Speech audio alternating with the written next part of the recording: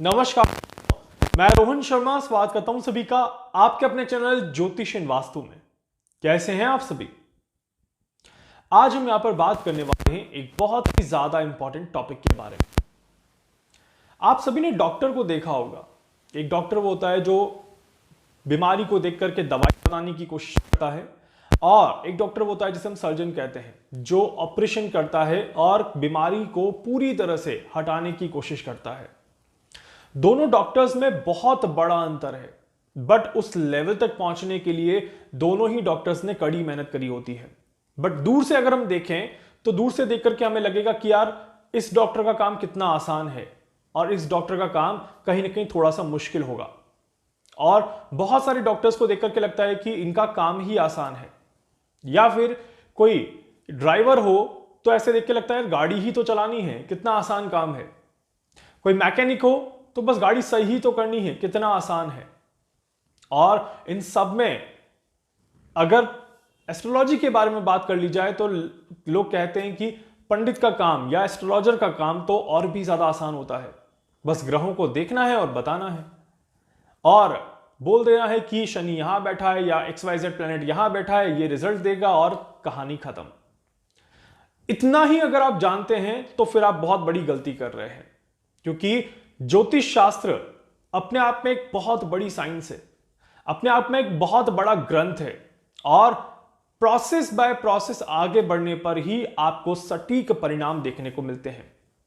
और जितना आप इसमें अपना रिसर्च करते हैं, जितनी अपनी एजुकेशन करते हैं, जितना आप इसमें आगे बढ़ते हैं, उतना ही अच्छे रिजल्ट आपको इसमें देखने को मिलते हैं। ये दूर से देखने में जरूर आपको आसान लग सकता है, बट इतना आसान नहीं है।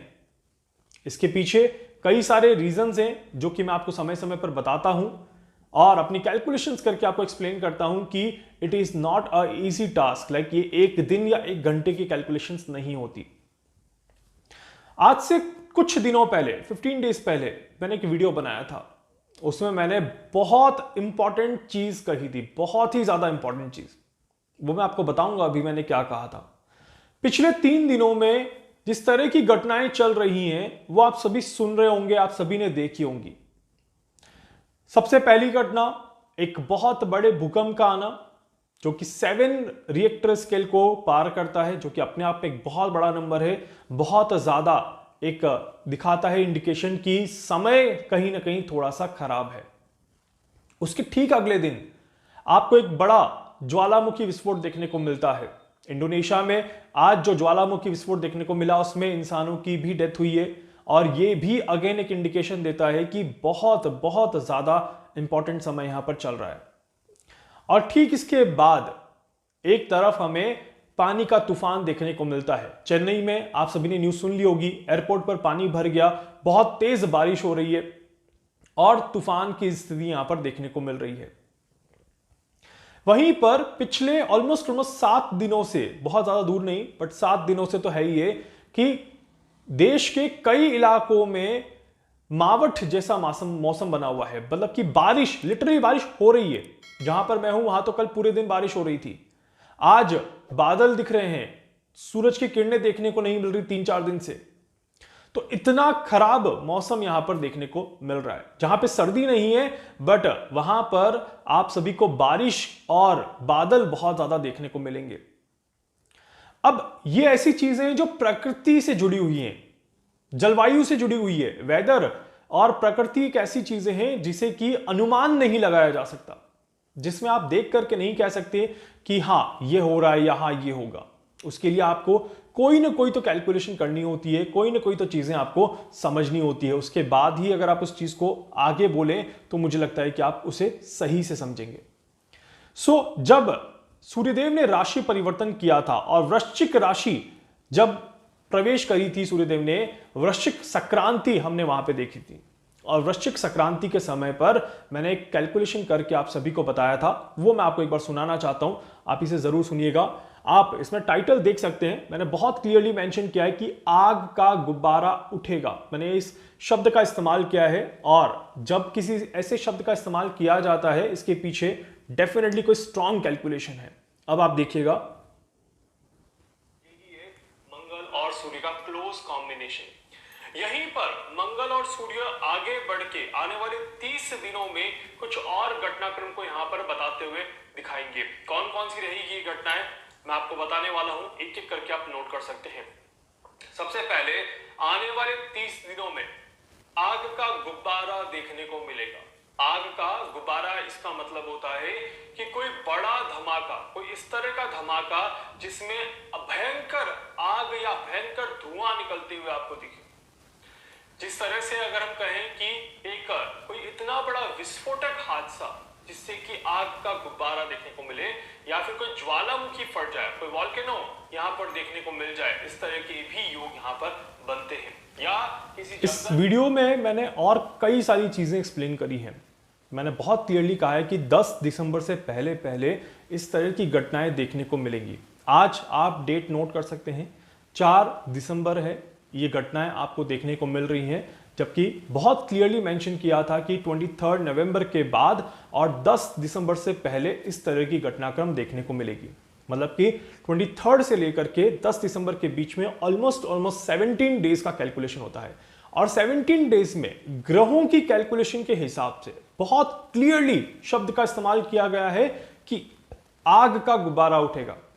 मतलब कि इतना बड़ा ज्वालामुखी जो कि आपको देखने को मिल सकता है। और आज लिटरली आप न्यूज़पेपर उठा करके देख लीजिए, आप मतलब ई पेपर जो होते हैं वो, या फिर आप यूट्यूब पर देख लीजिए, या फिर आप न्यूज़ में, ब्रेकिंग न्यूज़ में देख लीजिए, वहां पर भी आपको इस शब्द का इस्तेमाल देखने को मिल जाएगा कि आग का गुब्बारा देखने को मिल रहा है, धुआं ही धुआं देखने को मिल रहा है। इसके बाद एक और वीडियो मैंने दिया था जिसमें हमने बात करी थी विंटर की, कि 2023-24 विंटर कैसा जाता हुआ नजर आएगा। उसमें भी मैंने बहुत क्लियर मेंशन किया था कि विंटर में भी बारिश का बार बार हमें देखने को मिलेगा कि ये बारिश क्यों अचानक से आ रही है, मौसम एकदम से अचानक से कैसे परिवर्तित हो रहा है, और क्यों हमें अचानक से सर्दी और गर्मी जैसा भी महसूस होने लग जाएगा। बहुत जल्दी ये समय आ जाएगा जहां पर समझ नहीं आएगा कि ये वाकई में विंटर है या हल्की हल्की सी गर्मी भी लग रही है, और बहुत ज्यादा इचिंग, इरिटेशन आप सभी कह सकते हैं कि होते हुए नजर आएगी। तो जब इस तरह की समय की गणना यहां पर देखने को मिल रही है, और वहीं पर एक तूफान से परेशानी यहां पर हमें बड़ी क्लियरली देखने को मिल रही है। अगेन कहूंगा, वैदिक एस्ट्रोलॉजिकल कैलकुलेशन एक बहुत बड़ा मैथमेटिकल प्रोसेस है, एक बहुत बड़ा लॉजिकल प्रोसेस है, जिसमें आप सभी बहुत अच्छे से अगर कैलकुलेशन करते हैं तो चीज़ों को बहुत अच्छे से डिफाइन कर सकते हैं, चीज़ों को बहुत अच्छे से एक्सप्लेन कर सकते हैं, और डेफिनेटली आप अपने आप को स्टेबल करने की कोशिश ज़रूर कर सकते हैं। आप सभी को अब थोड़ा सा संभल कर चलने की जरूरत है। मैं अगेन कहूंगा, दिसंबर का महीना फिर भी ज्यादा नेगेटिव नहीं है।